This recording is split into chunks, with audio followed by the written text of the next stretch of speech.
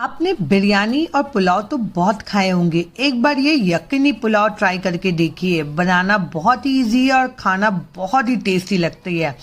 सबसे पहले ना इसके लिए एक तहरी तैयार करेंगे। पानी में सारे इंग्रेडिएंट्स डाल देंगे।